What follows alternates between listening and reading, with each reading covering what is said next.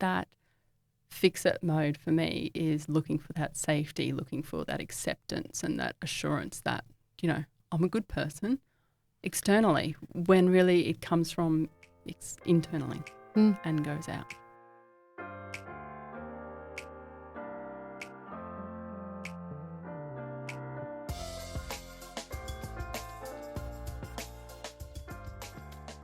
Hi everyone, this is Julie Gillespie, your host from Conversations with Julie podcast, the show that's a safe place to come together to understand how conversations are what connects us. Today is a personal conversation with someone I consider a friend, colleague and inspiration, where we get to unpack the discomfort of having a conversation. And we go into discomfort. I'll be taking you along my journey of curiosity to understand how conversations have become so personally difficult, and show how we can overcome those obstacles to connection. The other types of conversations we'll be having moving forward are with mental health first aiders, business leaders, and those personal reflections to give you a wide variety of real life experiences. Today, we're talking with my professional assistant, Emma Schneider. Our purpose of this is creating a common language around conversations and what is a conversation. We talked about language around the definitions of different elements that make up a conversation. And what we'll do is we're going to have those words, those definition points in a document that you can download from the website. So you can use this as well as conversation starters. So I'm so excited to share this episode with you. Thank you for joining us, and let's start a conversation that makes a difference. So I'm going to start our conversation backwards. Because we're good for that. So just a bit of kind of understanding that Emma and I know each other, so we can do this. And I'm going to make her really uncomfortable. Yes, already there. And I love you. So what I want to do is ask 3 questions. And these are just kind of, baselines so we can see where you're at with things. And I know you've prepared some answers. So I'd want you to fill in the blank. A conversation can. So to me, a conversation can be, I know it can be uncomfortable.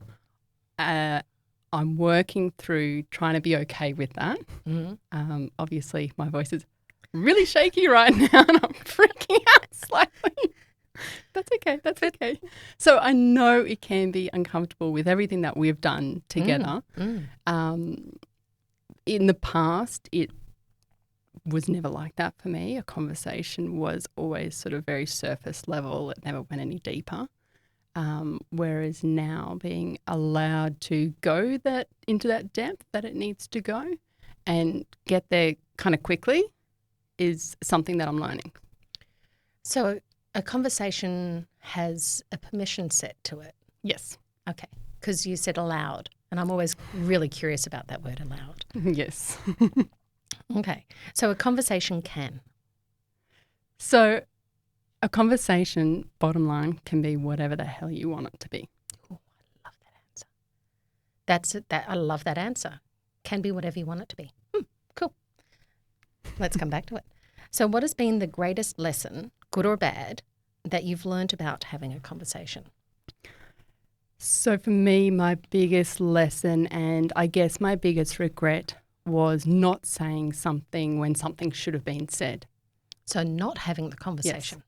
Being too uncomfortable, or that whole I don't know what the right thing is to say. I don't want to bring something up and trigger someone by having a conversation meant that I never then had the conversation, and that is sort of a regret that I have. I think that's one that's shared by everyone. And I'm happy to jump in and speak to people and, be pokey. That's yes, we know. Kind of what I'm known for, obviously. But still there's those regrets of the times that I didn't. Yeah. Yeah, I think that's a shared thing. But I see you and I hear you on that one. Yeah. Okay, so what is something you would like others to know about having difficult conversations? I guess for me, I had to look at my notes then because I went completely blank. But for me, it's acknowledging that you're uncomfortable, going, hey, I'm actually really uncomfortable now. I'm really nervous. You're going to hear my voice being jittery, and you're going to see me fidgeting and see that, my fingers are absolutely numb right now. And that's okay. And just saying, hey, I'm uncomfortable. I don't actually know what to say. What do you need from me right now? Yeah, well, then you're not having to guide a conversation. Yeah. So it becomes listening? I guess so. Cool, I like that. Or asking them to explain possibly more, so that then I've got more information to ask more questions. Okay, because, we traditionally think that a conversation is something that's pokey and intrusive and all of those things. But what you're describing there is just seeing someone and asking them a question and hearing them. Yeah. Kind of changes the perspective of it. Yeah. Yeah. And I guess allowing them to be whatever they need to be. And with me, and I know this is going to come up later, with me without having me to come in and fix something, which I know is coming up later. I love that word, fix. Yes. Okay. Yes. So what I'm going to do, thank you for those answers, and thanks for playing with me and doing that first up. That's I know okay. I've changed the agenda on That's you. okay. That's okay. But I think it's just fascinating to kind of do that first and see where we're at. So Emma and I have put together some questions of things that we want to unpack, because this particular podcast is about what's in a conversation. So as you can tell from some of those answers, there's so many different things to a conversation, to so many different elements, so many different components to it. And I love language. So this is something that everyone will get to know about me. I love understanding and creating a common language, because that's how we create culture and grow culture, right? Yep. So I want to discuss, several different topics, and I'm going to have someone tell me to keep on time, because we can talk for hours about this stuff. So I want to talk about definitions of some key language, and talking with someone like Emma, who's studying these things now and researching these things and coming to understand what these things mean for her, I thought was just a perfect way of all of us unpacking this together, because I think this is an important component. Pardon me.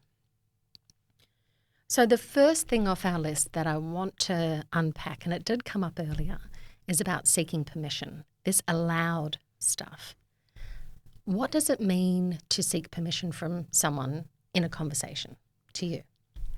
So I've got to admit, we got these questions and I've written notes and thought a lot about them, and that was the hardest one for me to actually come up with an answer with. It was a real sticking point, and I was really actually worried about this question today because I didn't feel prepared. So in saying that, what kind of came out through that process for me was, you know what? It's all right if I don't know the answer to a question. I can be whatever. I trust Julie. I trust this process, and it can just be whatever it needs to be. And in thinking that, I kind of answered the question myself. I've given myself that permission to just let it be whatever it needed to be. Oh, so it's a self-permission as well. Yeah, which is something that I'm working on. It's always been an external thing that I've, had people around me that I gave them permission to speak into whatever was going on in my life and to help me. And at the moment, I guess I'm really working hard on that internal process of allowing myself just to be uncomfortable and to be anxious and nervous and to go, it's okay. I don't have to stop these feelings. I can just let them be what they need to be and just keep going. I love that. So there's this permission to be okay in discomfort. Yeah. There's this permission to listen to your own voice. There's this permission to not have to necessarily listen to other people's voices. Yeah. Whereas we normally think of permission of something we seek from other people. Yeah. And I'm curious about that because you've put yourself first. And I know you, and that's not something that's been the regular, the normal. Yeah. What change does that create when you're seeking permission from self first before someone else?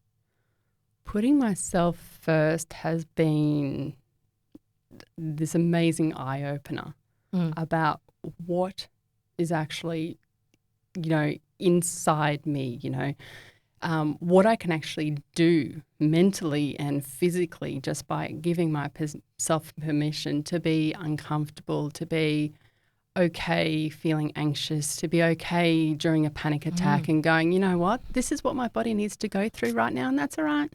That's cool. Let's just let it do its thing.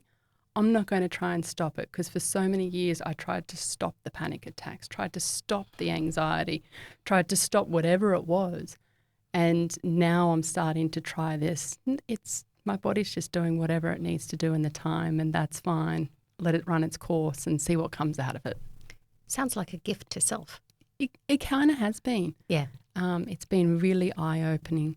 And I know that my body when I stop trying to fix the problem at the time, my body is reverting back to normal. Well, I'm finding out what Quicker normal is in my body and it's reverting back to it really quickly. Okay, so then when there's discomfort, by giving self permission to be okay in that, gives you this kind of gateway into a conversation a lot easier. You see it differently. Yeah. Yeah. There's going to be this theme. I have a feeling. I'm sure you do. Because the second one here is about gaining clarity. And it's something that we don't often do, in the human race. We just kind of hear something being said and we go with the assumption of we understand what's being said. Yeah. I see this like everywhere. Like this is the pandemic in my view. What does gaining clarity do for you? What does that even mean to you, I guess? For me, I am someone who loves to research and learn. I'm constantly learning. I'm constantly researching. And so for me, gaining clarity is trying to understand the situation. But it's also then understanding the language that's being used and being around with you a lot and seeing how important language is for you. That's kind of filtered through to me. And it's like, actually, no, you need to be using the same language. Things, for example, like, oh, I'm feeling anxious today. Actually, no, I'm nervous today. That's all it is. It's not anxiety, it's nerves. And there's probably a bit of an excitement in there as well. So clarity is using the right language so that we're not clouding our minds or putting negative images into our minds or negative thoughts into our minds and into our bodies because we're using the wrong words. So we're not putting all of that stuff into a single bucket of that's anxiety. No. Because doing that, we're kind of not paying service to, well, no, it's excitement because it feels the same. Yeah. It's a bit of nerves instead of anxiety. Yeah. Guess what? I can use that. That's good energy. Yeah. That's got you here today. Yeah. Yeah. Thank you. Exactly. So by gaining clarity, it's clarity with self. Yes. Starts there. Yeah. But there's also what you're talking about of, listening to me and the importance that I've had around language is that you've asked questions also of what do you mean by that? Yes. Yeah. And it's such a simple statement. Yeah, it is. Because I think it's really important to be using the same language with the people that you're around all the time. So that, if I come to you and go, oh, I'm really jittery today, and you go, oh, you're just anxious. It's like, actually, no, that's not the right language because that's only going to put a negative thought back into me. So I think it's really important to have clarity around your core group of people. And once I think you have that, there's that balance, there's that mutual understanding that you can kind of use so that when you are with external people that aren't using the same language, it's not as hard to hear the negative, the cloudiness that comes through, if that kind of makes sense. But I love what you just did there of, using that analogy of I'm a bit jittery today and, someone saying, oh, no, you're anxious. And you said, no, actually. Yeah. You demonstrated really beautifully there of, well, no, hang on a second, my language is this. Yeah. And I think you do that more naturally than you give yourself credit for. I'm just putting that out there. But Okay. that's part of this gaining clarity is also giving clarity when it's like, well, actually, no, that's not the interpretation. Like you've given it a different, maybe your own language. That's how you frame it. But for me, I'm being really clear this is it. Yeah, yeah. That changes conversations. Yes. Yeah. Question, because I think this is really important. For the better or the worse sometimes? Depends who you're having the conversation with. Ooh. Mostly. Let's go majority. Okay, mostly I think it's for the better because I think you will then start a ripple effect. Mm-hmm. If someone says, for me, use the example of, hey, no, you're anxious. And I say, actually, no, I'm just nervous. There's a bit of excitement. This is new for me and I don't particularly do well with new things sometimes. It might get them thinking, oh, well, hang on, what's my definition around anxiety? Why did I think that was anxiety? And gets them thinking. But is that also then this bridge to compassion? Like, is this their ability of being able to go, oh, okay, well, I get that. Yeah. Because anxiety, we could kind of do this pushback thing. Yes. Where it's just like, oh, that's that. Yeah. I'm just going to dump it over there and then be happy with that. Whereas if it's explained, it's like, well, we can kind of pick it back up and have a look, right? Yes. And just go, oh, well, that makes sense. I see what's happening. Yeah. What's the next question? Is there something I can do to help? Yes.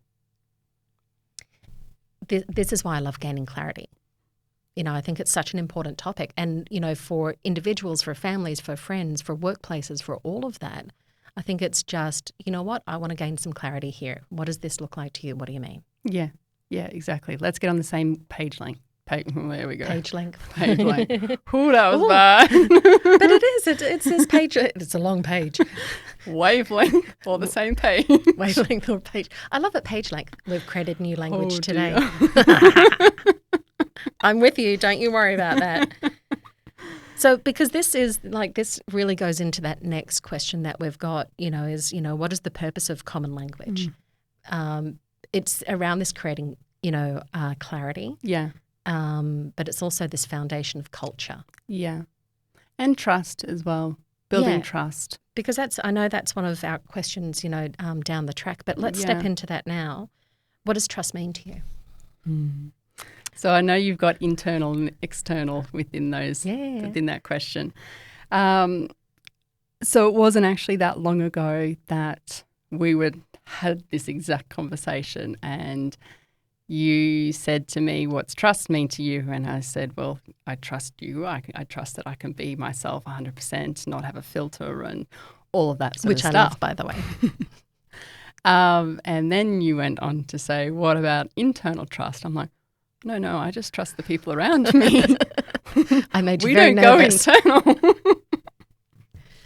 Since that conversation, that has stuck with me. And I bring that into my everyday life. So as we've spoken, I do yoga every day. And within that, I set an intention every day that is always around trust and trusting myself, trusting my body, trusting my thoughts to be whatever they need to be and trust that, you know what, I can handle it. I've got space to be able to handle whatever comes and that's fine. So that trust element is something that I'm working on, internal trust, and it is building and it's building strong. It's interesting. But that's only a couple of weeks ago. Yeah. So, because I know that we had this conversation in preparation for the podcast and in preparation for what we were going to talk about, which you didn't know at the time was going to be you necessarily. But that's only a couple of weeks ago that we had that. But the transformation, what's that been like when there's this internal trust? Oh, it's been incredible because it also ties in with permission, the internal permission. You know, I trust that my body is going to do whatever it needs to do and that's okay. And I'm going to allow it to do whatever it needs to do because it's fine. Because I remember, and I hope you don't mind me bringing up this story, that, you know, you guys bought a car recently and normally that's the husband's job. Thank you, husbands all around, for doing this for us because for us to have to push anymore. But there's this, you know, you would normally go off and, you know, be completely away from the conversation. Yeah, you got to hide from the negotiations. Oh, gosh, no. I know. I know the dread that comes with it. But you said to me after this conversation, after we'd kind of broken these things down and we started talking about this internal trust and language and gaining clarity, you actually did some of the negotiations on a car yourself. I did. I did. My mind was blown. It was just like, excuse me? I even test drove it, which I've never done. I've never test driven a car. The first time I would drive a car is once we buy it. And I buy a lot of cars. Yeah. We currently have 3 cars in a tiny apartment. Anyway, that's beside the point. But I never do the test driving. I've always feel uncomfortable. I always make, my husband do it. And this time I went, and you know what? No, this is my car. I walked into the office and said, I want to test drive that car. Did all the paperwork I needed to do and drove it all out and was there standing next to my husband as we negotiated, and I was able to help out with that negotiation and signed all the paperwork and paid for it all myself and drove out. Coming from trusting self, giving self permission to be whatever it's going to be. Yeah. Are these the elements, I guess, of being able to speak up for what you need, what you want? 100%. Yeah. Because this is what I see, like so often in the work that I do in the mental health first aid training and just kind of poking the bear, like that, the fun that I get to have, is that, people aren't speaking up to ask for what they want or need or would like to have or would like to participate in. It's like, that looks like fun. Can I be there? These are kind of those elements that get in the way of that by the sounds of it. Yeah. I think also people don't always know what they need. Okay. I think that's part of an element because they're so internalized with their thoughts. They don't know how to verbalize it. They're not willing to verbalize it as well. And then I think as a result, people don't actually know what they want. Is that fear of something? Oh, I think so. And that's individual, wouldn't it? Yeah. We all have our own fears, our own quirks. I know, it's fun, isn't it? I know. But this is where that kind of trust element comes into play, permission, seeking clarity. Yeah, and all of the stuff that we'll be talking about today. I think it all comes within that sort of healing or growing journey that I think, I know I'm currently going through. So what you've just basically said to me is that a conversation can heal. Yeah, 100%. Ooh, I like that concept. Simple conversations. It doesn't need to always be with the therapist or whatever it needs, it doesn't need to be with medical people. Yeah. It's a simple conversation between friends or between strangers. They can be quite powerful. Yeah. Yeah. Yeah. Yeah. Well, I'm loving where this is going. Really important question. And I just want to kind of preface this with, in coming in today, I want to talk about safety and setting a safe space, holding a safe space. And I didn't start with that because as part of our conversation, because we already did it. Yeah. We've spoken about this. Emma's given me permission to ask these questions. She volunteered to do this, which I was really surprised and so incredibly grateful for.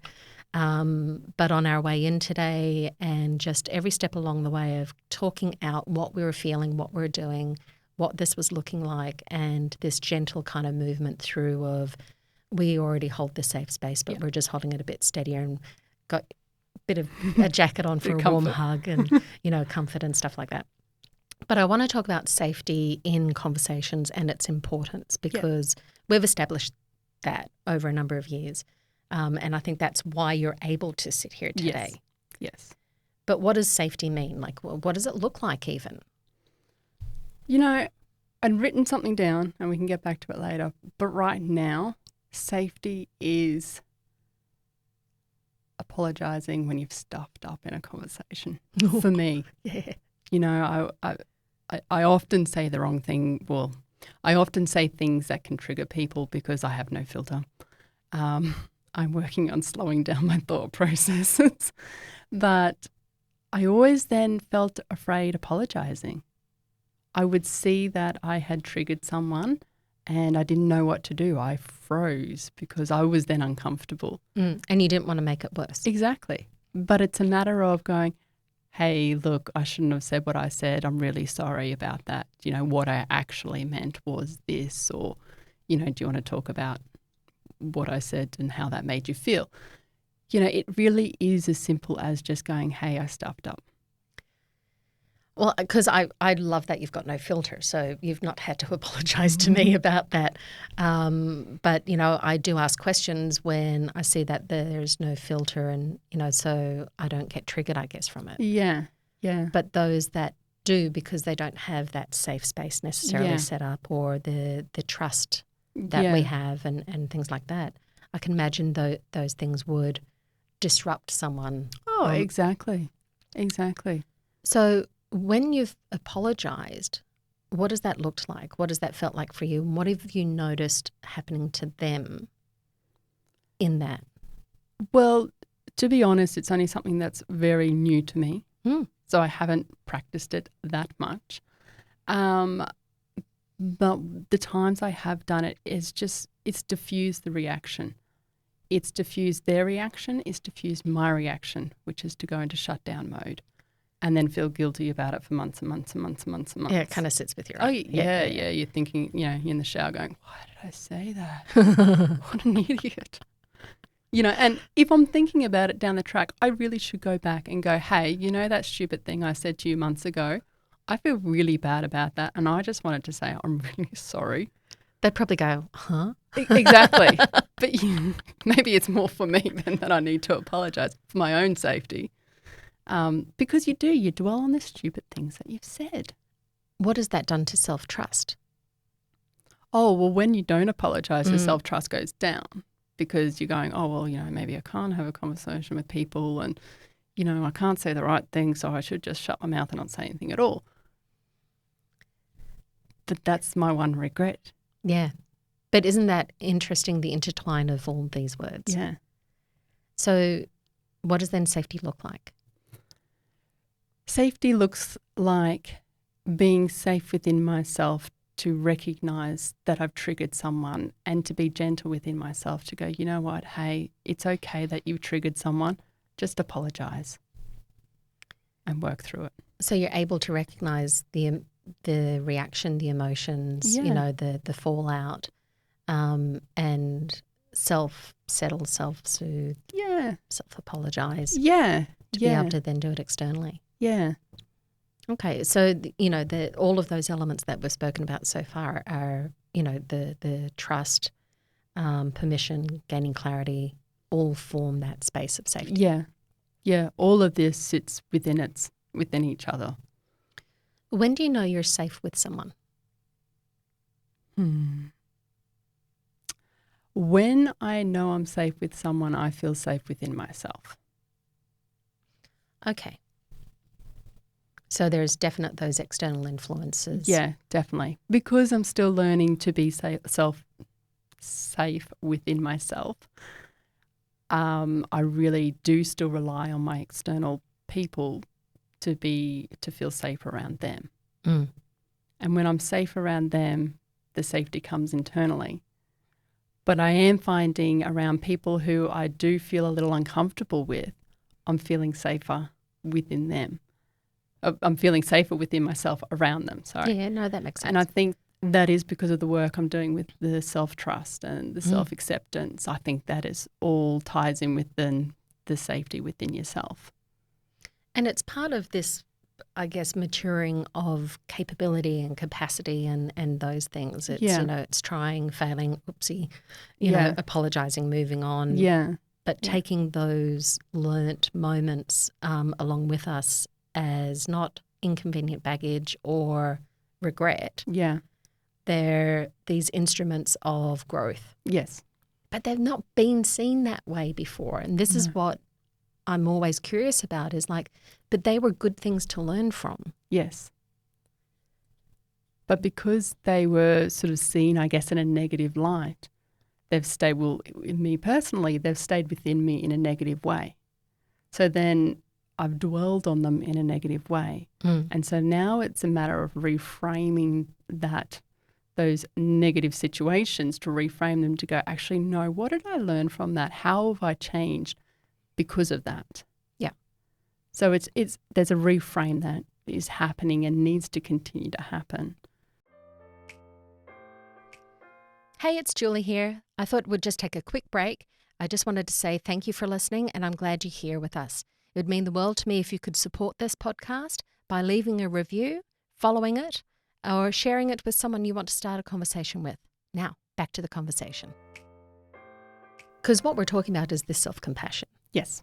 This is what it looks like. So much reading that I've done into, self-compassion and there's a lot of great researchers out there, who's done the work. It's still like, well, how do I do that? What are the elements of it? How does that function, inside of me? And I think these are the components. This is what I've kind of been able to figure out. These are the components in and around it. Yeah. I want to talk about that because there's two important questions here and two important points here, and I'm going to sit with the reaction one first, because for me, when I see a reaction, I know what I do. It's and it doesn't matter if it's a big one. Yeah. I'm happy with where I'm at to kind of face it, but I know that in seeing a reaction in someone is really intimidating for yourself. Yes. What do you do with that? Like what did you used to do and what do you do now? So I used to shut down completely. I would just, if I caused a reaction, if I saw a reaction, if I was around a reaction, I would just shut down, sit there quietly. And in my head, it's negative thoughts. It's, that person said this, it's their fault, or I would never actually go, you know what, that was on me and I really should apologize for that.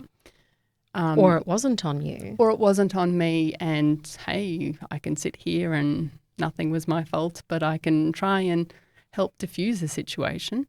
I just would go blank. I would go quiet. I would just sit there and do nothing, because I didn't know that. I didn't trust myself. I didn't know that I could do more. That's such a hard position to be in. And I feel that, and I think there are times that all of us, do that, because it's self-protection too, isn't it? Yeah. It keeps you safe. Yeah. Yeah. Probably has kept you safe, over the years. And I think we grow up with this sense, and I think we all go through a similar type of thing of, upset parents or upset people of authority, and we just kind of, we kind of bow down and we kind of shut down to protect our feelings. Yeah. But I think as we get older, we give ourselves permission to say, you know what, that's actually not on me. Yeah, exactly. What helps with that, do you think? So the first step for me in helping with that is acknowledgement. It's, okay, acknowledgement that there has been a reaction. That person, those people have been triggered for whatever reasons. It doesn't matter. They've been triggered. Right, okay, do I need to step into this? Or is it okay for them to just do their thing? What do I actually need to do? I love that question. Sometimes it doesn't need to be anything. It just needs to be sitting there, being comfortable, or, generally uncomfortable, but looking comfortable. Like, yeah, I do this every day. Comfortable in your discomfort. Yeah. But just sitting there and, just being open and just accepting whatever happens and just going, you know what, it's okay. Because just because they're triggered, it doesn't mean that they're going to be triggered forever because of that situation. Some people can be triggered, deal with it, yell and scream or whatever, and then they're done. That's it. Well, it's a relief. They got it out. Yeah, exactly. It's acknowledgement is, for me, the first step going, yeah, they've been triggered. Okay, now what do I need to do? Yeah, and, what I've learned over the years is to ask about it. It's like, I see something's happening for you at the moment. What's that about? Yeah. Because I don't want to take ownership for something that's not mine. No. No, and, because if I'll take responsibility where I need to, I'll own my own discomfort, my own emotions. But if it's not mine, I'm not stepping in. Yeah. Because this leads into the fixer.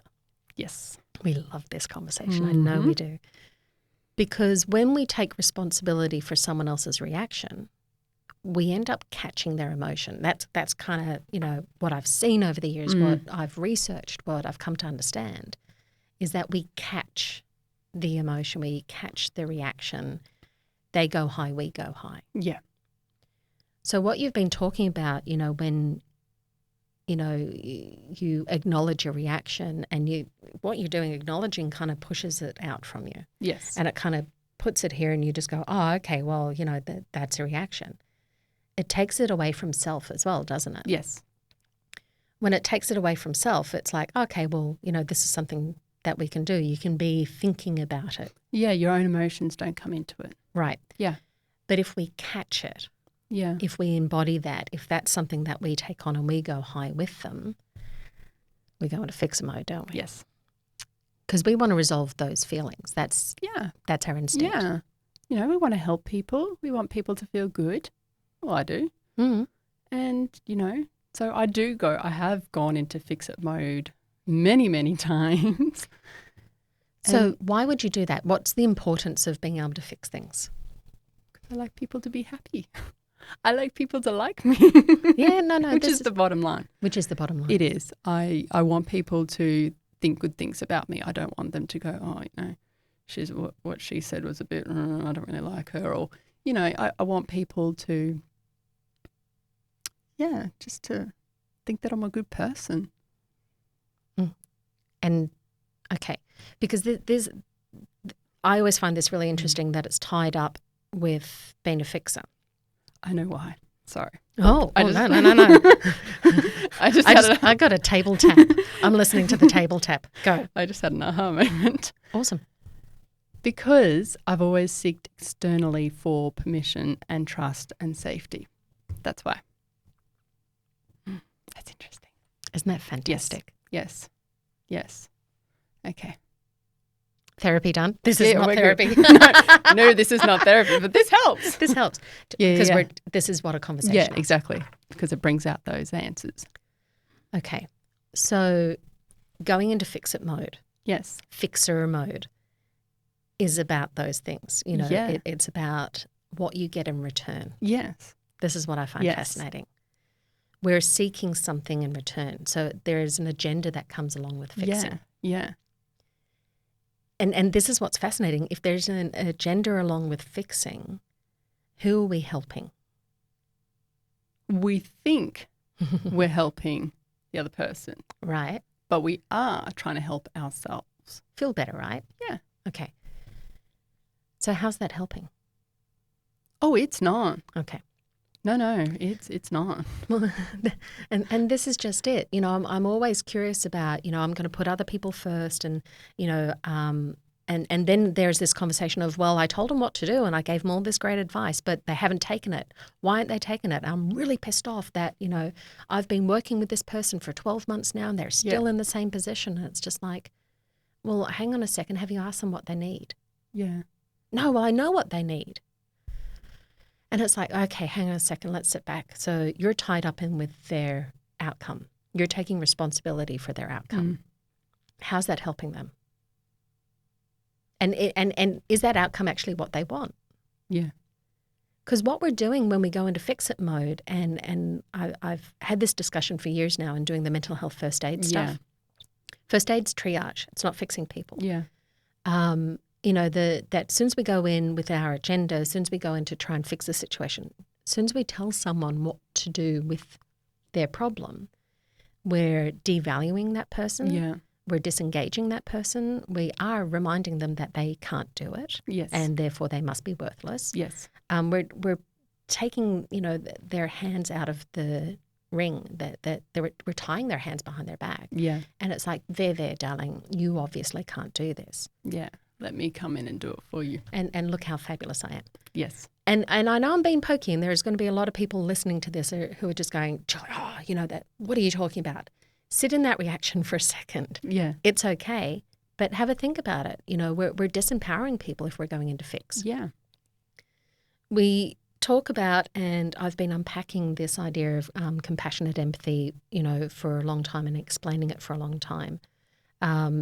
It's from Daniel Goleman, and he talks about empathy in 3 lights. Cognitive empathy of being able to see someone in distress. You're really good at that. You can see when someone's reacting. Yeah. It can lead to either shut down or sympathy, they're there, it'll be okay. Yeah. There's emotional empathy, which is where we feel what someone else is feeling. Yeah. That's not safe for me because I'm not going to sit and cry in a corner with someone and catch their emotion. Yeah. Because what it can do is I go into fix-it mode to try and resolve my own hurt feelings instead of acknowledging their pain and sitting with them with their pain. Then there's compassionate empathy where we can do the cognitive. We can see someone in pain. We can go, oh, man, that's really tough. And we can ask them a question of, hey, what's happening right now? I can see you're in distress. So we're acknowledging the human. We're acknowledging their distress. And then validating it, being able to go, wow, you know, I can see you're having a tough time. And, yeah, that seems awful, you know. And then we might ask the question of how long have you been feeling this way for? Yeah. What have you been doing to resolve it? Oh, that's a nice question, isn't it? Because guess what? That validates the human there and saying you've got capacity to do this. So I'm betting that you've done something to resolve it. Yeah. Talking that out might help to clarify what thoughts are going on in the brain.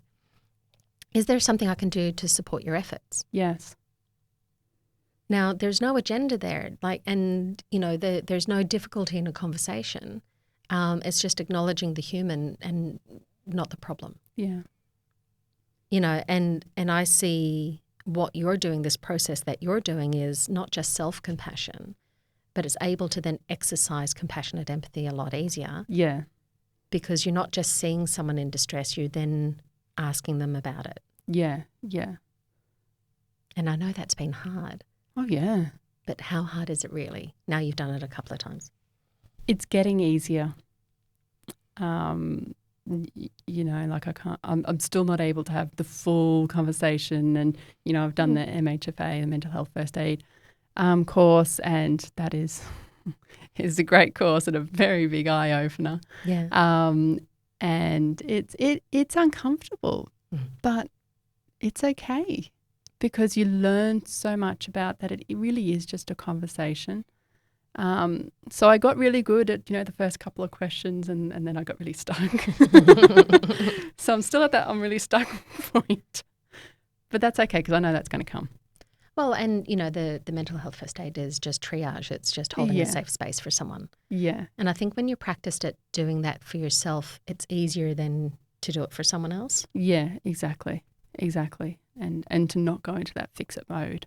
And you know, even if you are sort of someone who does like to try and fix things for other people, acknowledge that. Acknowledge that when you're in that situation and go, hey, normally I would try and tell you what to do because I'm uncomfortable and I think that's going to help, but that's not going to help you. You know, it might help me to feel a bit better, but I'm not the one that needs the help at the moment. I love that. Which it just comes to that acknowledgement again. Well, then there's also this permission piece, isn't there? Yeah. You know, can I be someone that helps you? Yeah, exactly. You know, that's acknowledging and respecting someone, and it's good manners. Yeah. And maybe you're not the right person to help them. Yeah. And that's okay too. Yeah. Maybe just that conversation alone going, am I the right person to help you? And they might go, actually, no. That would take a massive weight off not only your shoulders, but the person who is, you know, in the situation as well, for them to just release that. And to be able to say, well, can I give someone a call for you? Or are you okay? Like, you know, are you happy to move on from this? Yeah. You know? Yeah, exactly. Yeah. See, this is what I love about unpacking these things, you know, and being able to have a look at these words. What do these words actually mean? Yeah. So from a friendship basis, a team basis, a business leader basis, an industry basis, because in all of my conversations in these podcasts, we're going to be unpacking all of these different areas. I think this stuff is just the same. Yeah. No matter where we turn up. I think so. You know, and from an industry perspective, you know, how are they supporting these types of conversations? You know, where's the permission sit? You know, where does the safety sit? Yeah. What does trust even look like anymore? What are industries doing to gain the trust of the people within the industry? Yeah. And I think it starts from these types of conversations. Yes, there's individual stuff that happens, but there are these different external factors that go from the micro out to the macro. Yeah. So these are the things that we're going to be unpacking. And just to let everyone know, I've got Emma going to be sitting in the room with me for all of these conversations. So, you know, you get to have the fun along with me. You get to learn. So I just want to come back to our questions because, you know, I kind of surprised Emma by bringing them up front and early, you know, to begin with. And sorry about that, my dear. That's okay. But you went with it and I really appreciate that. So I want to come back to these and see if there are any changes, and because some of my views on them's even changed just by having this conversation. So let's go. Fill in the blank. A conversation can. As probably cliche as it sounds, a conversation can actually be life-changing. Mm. To someone who is in a really uncomfortable situation, and not only just that person, say me, having a conversation, uncomfortable conversation with you right now, no. But I think it can be life-changing to both of those people because as we know, your aha moments, and we've had one today, comes through discomfort. Yeah. And having that uncomfortable situation, you're going to get really good outcomes that will sit with you potentially forever and can potentially just change the course of your life. Yeah, I love that. So, yeah, it gets really expansive, doesn't it? Yeah. Yeah, cool. So what has been the greatest lesson, good or bad, that you've learned about having a conversation? Yeah, it's still the not having the conversation. Mm. That's something that's really stuck with me. That's definitely a big regret for me. It's just not having the conversation. And I think in those times, and you know, there's a few situations that come to mind where I wish I did have the conversation. Just a simple, "Hey, you okay? What's happening here? Like, what do we need to do right now?" It's all that needed to be done.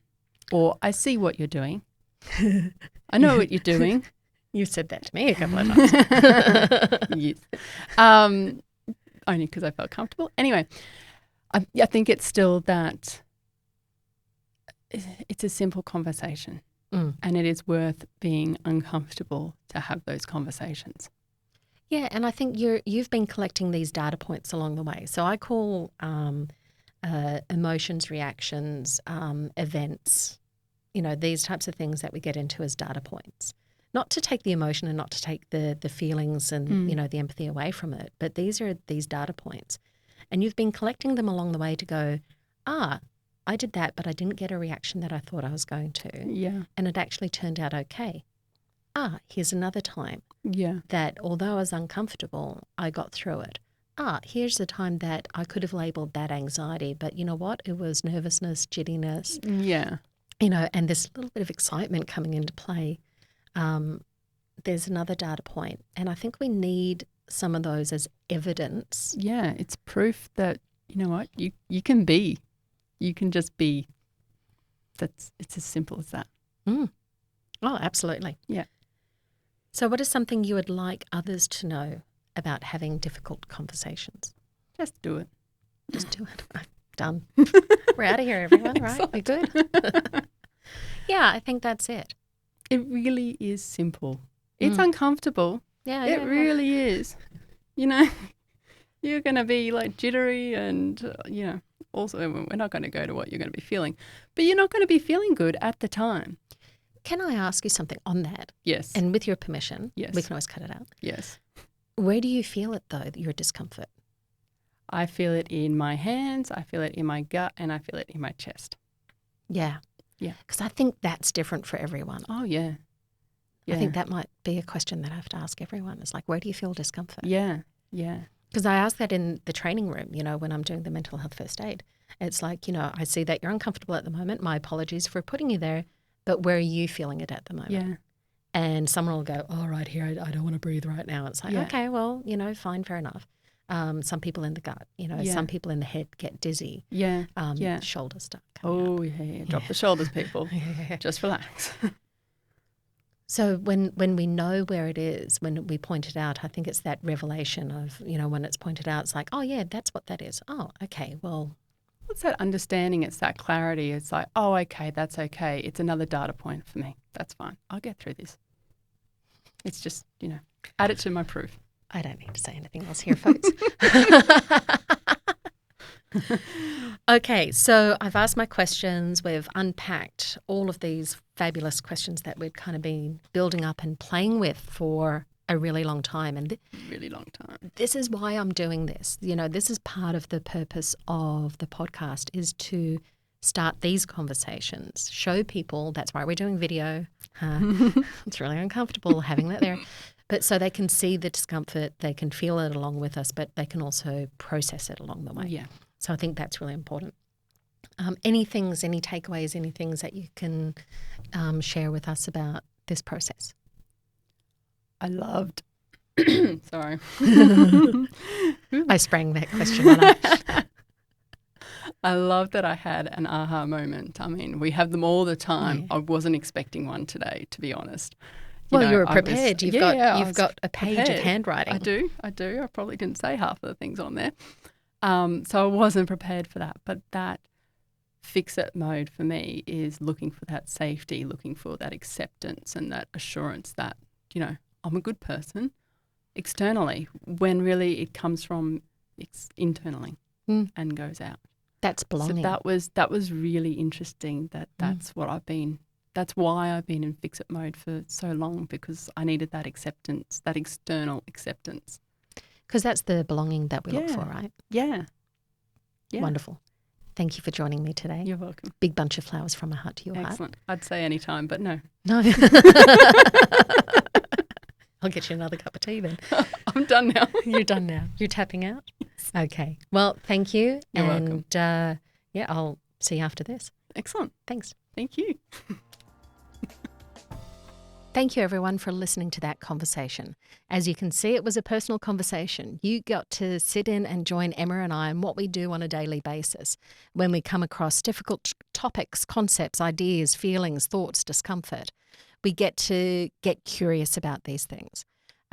This is why we love what we do. We get to talk about these things in a way where there isn't judgment, where we don't point at discomfort. We sit and hold each other's space for it. The types of things that we're talking about is around seeking permission, gaining clarity. What does safety mean? What does trust mean? This concept of turning up as a safe space, turning up as we belong. So there are so many concepts to this. This is one where we'll have some show notes that go along with it. And I really encourage you to have the structured conversation with either your partner, friends, your team in at work, something that you can do where it's part of that forming stage of a group. And it ends up being quite an interesting conversation. So thank you again for listening. Really appreciate it. If you want to find out more about any of these topics, you can go to the website. And if you enjoyed this episode and you'd like to support the podcast, please leave a review or share it with someone you want to start a conversation with. Don't forget to subscribe, follow it, podcast, and catch the latest from me. You can go to julie.gillespie.direct as my website. Thank you.